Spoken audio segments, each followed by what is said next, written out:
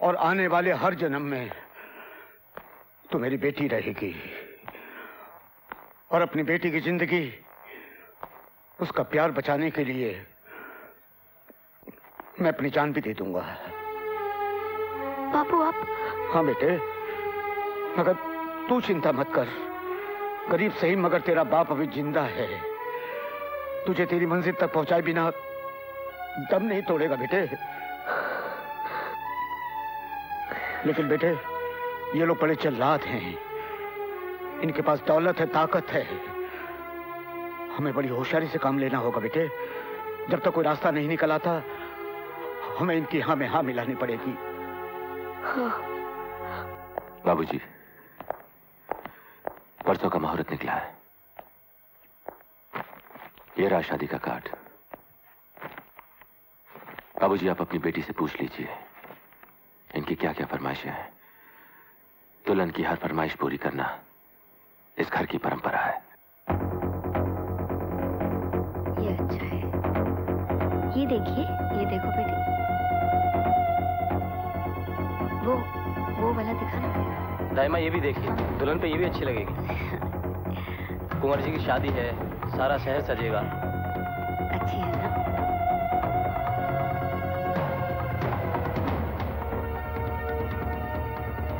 वो वाली, हाँ। ये रंग भी खिलेगा।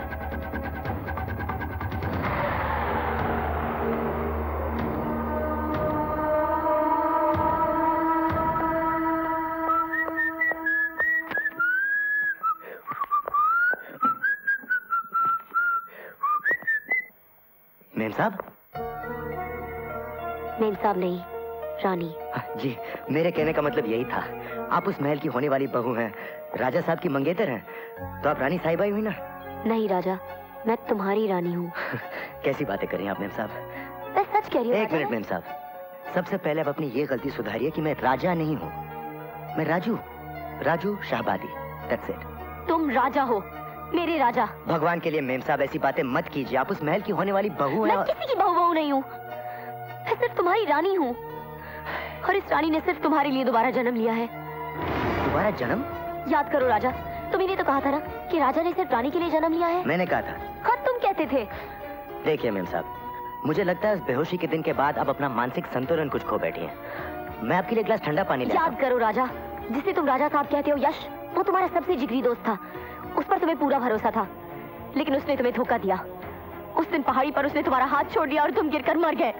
उसने तुम्हें मार डाला राजा, याद करो। मुझे मार डाला? हाँ। यानी कि मैं मरा हुआ हूँ? तो आपके सामने कैसे खड़ा हूँ फिर मेम साहब? ये अपने आप से पूछो, अपने दिल से पूछो, अपनी आत्मा से पूछो राजा। हमने मौत की दीवारों को तोड़कर सिर्फ एक दूसरे के लिए जन्म लिया है। मैं रानी हूँ और तुम राजा हो। नहीं, मैं राजू हूँ और तुम पागल हो। अरे चने खरीदने के लिए पैसे नहीं है मेरे पास और तुम कह रही हो कि मैं राजा हूँ। बस देखिए मेम साहब, ऐसी बातें ना तो मुझे सूट करती हैं, ना आपको शोभा देती हैं। मेरा विश्वास करो राजा, मैंने सिर्फ तुम तक पहुंचने के लिए मौत का इतना लंबा सफर तय किया है, लेकिन अब मैं थक चुकी हूँ। मैं और नहीं भटक सकती। मुझे अपना लो राजा, वरना यश जीत जाएगा और हमारा प्यार हार जाएगा। प्लीज राजा, मुझे यहाँ से ले चलो प्लीज।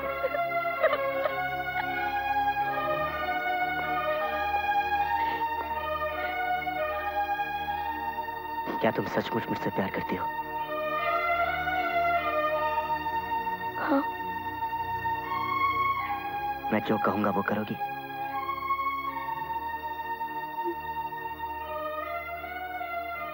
खाओ मेरी कसम। तुम्हारी कसम। चलो मेरे साथ। आप जानती हैं आप क्या कह रही हैं दाइमा? आपने ऐसा होने कैसे दिया? आपने रानी को अपनी नजरों से दूर कैसे जाने दिया? दाइमा, आप तो सब कुछ जानती हैं। रानी की अहमियत हमारी जिंदगी में क्या आई है आपसे बेहतर कौन जानता है दाइमा? यश बेटा, मैं यश,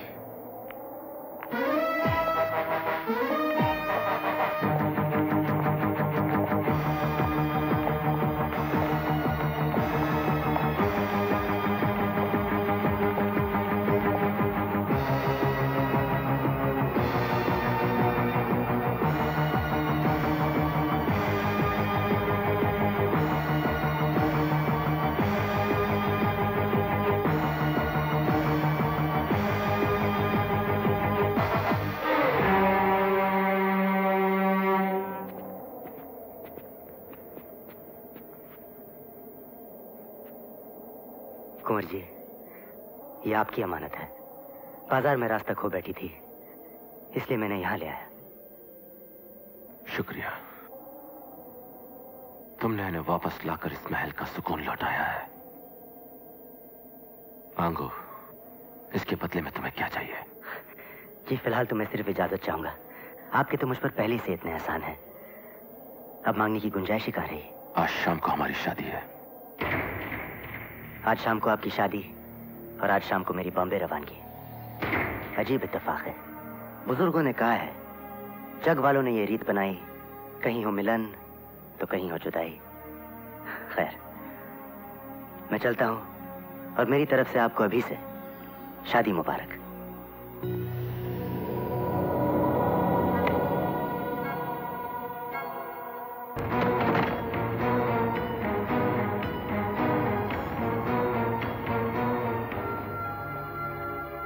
अब तुम यहीं रहोगी? नहीं, रुक जाओ यश। बहुत नचा लिया तुमने कठपुतली की तरह, बहुत सता लिया तुमने, मगर अब नहीं। अब बस, मैं तुमसे कभी शादी नहीं करूंगी। तुम इस रानी को कभी दुल्हन के लिबास में नहीं देखोगे, कभी नहीं। ये तुम्हारी तमन्ना ना तो पिछले जन्म में पूरी हुई थी, ना इस जन्म में पूरी होगी, और ना ही अगले 100 जन्मों तक पूरी होने दूंगी। हाँ, मुझे सब कुछ याद आ गया है। एक एक बात याद आ गई है मुझे। तुम्हारा हर जुल्म, हर धोखा, सब कुछ। तुम्हारी हर असलियत मेरे सामने है यश। तुम एक धोखेबाज हो, खूनी हो, कातिल हो। हाँ, हम कातिल हैं, खूनी है, धोखेबाज है, लेकिन हमने कत्ल किया है तो तुम्हारे लिए, खूनी बने हैं तो तुम्हारे लिए, धोखा दिया है तो तुम्हें पाने के लिए। इस बात का हमें कोई अफसोस नहीं। और जब तुम सब कुछ जान ही गई हो तो ये बात भी जान लो, तुम्हें हमसे कोई अलग नहीं कर सकता। तुम्हारा नसीब हम हैं, तुम्हारा मुकद्दर हमारी मोहब्बत है। और कान खोलकर सुन लो, अब तुम यही रहोगी।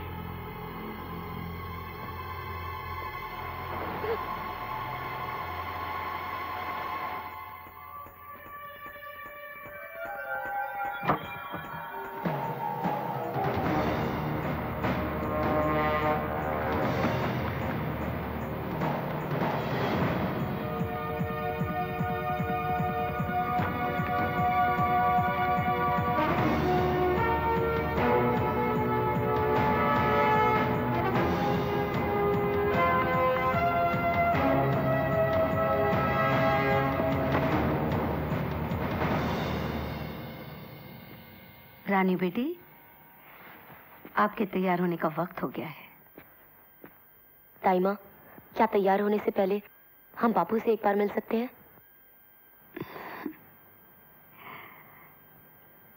ठीक है। ताई माँ, आज हमारी जिंदगी का बहुत अहम दिन है। अगर आप बुरा ना माने तो क्या हम अपने बापू से अकेले में बात कर सकते हैं? जी।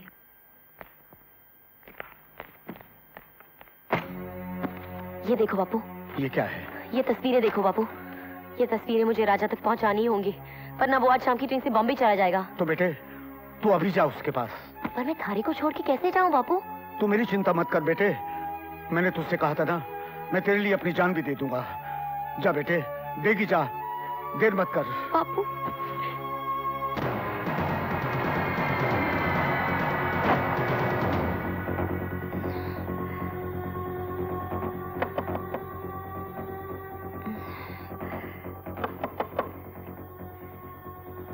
दरवाजा तोड़ दो। जी।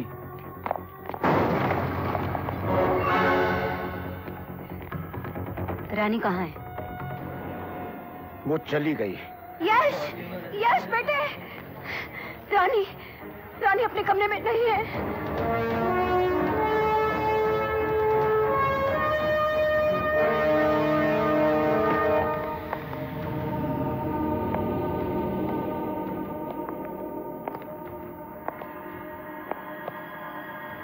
रानी कहाँ है? चली गई। कहाँ? बाप अपनी बेटी का कन्यादान करने के बाद उसका पता किसी गैर मर्द को नहीं बताता।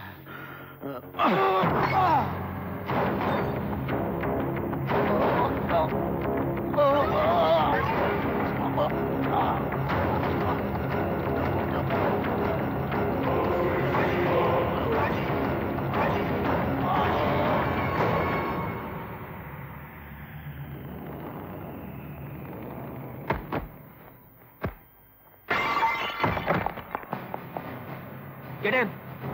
Come on, look there fast. उस तरफ देखो, जल्दी, जल्दी उधर. चलो, चलो.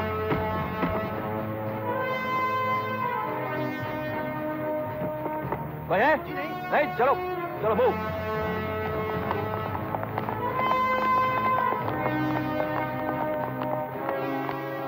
घर खाली है. Railway station.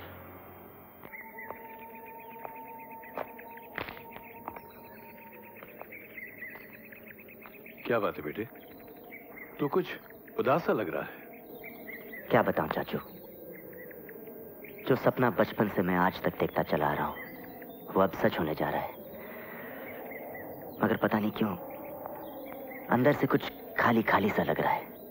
कैसी बात करता है? तू तो अपनी नई जिंदगी शुरू करने जा रहा है।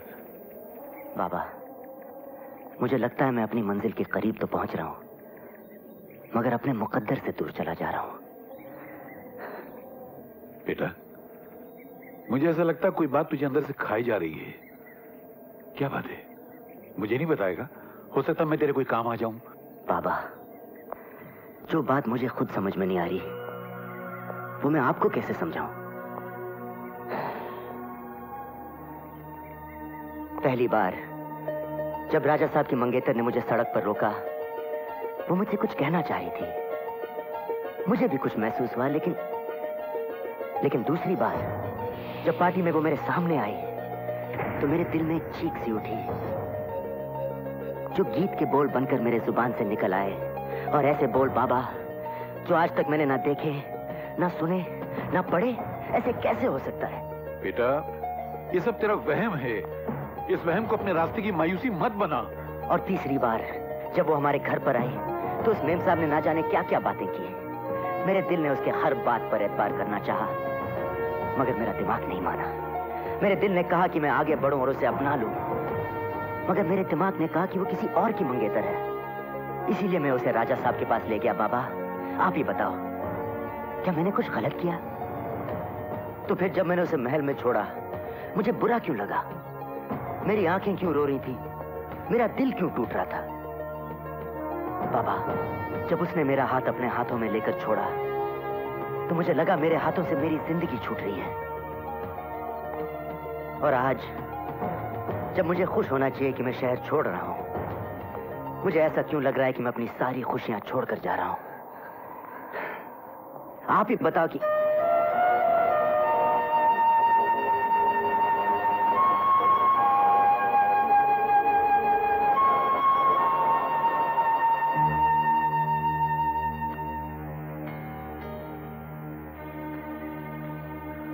देखो बेटी, आज तक मैंने सब कुछ बर्दाश्त किया, सब कुछ सह लिया, लेकिन आज मैं मजबूरन बोल रहा हूं कि मेरे बेटे का नसीब शहर में है और तुम्हारा मुकद्दर राजा के महल में है, बस और कुछ नहीं। राजा का मुकद्दर और मेरा नसीब जन्मों जन्मों से एक है बाबूजी, और ये रहा इस बात का सबूत।